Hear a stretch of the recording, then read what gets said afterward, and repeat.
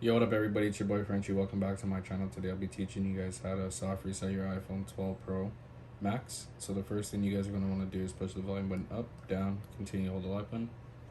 Continue to hold the lock button until your phone completely turns off until you see the app logo. Once you see the logo, you can then let go. Continue to hold.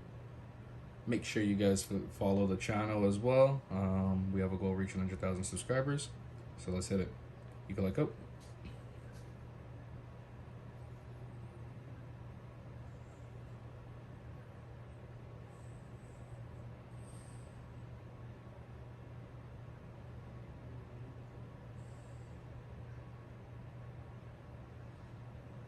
And there you guys go. Your phone has been soft resetted.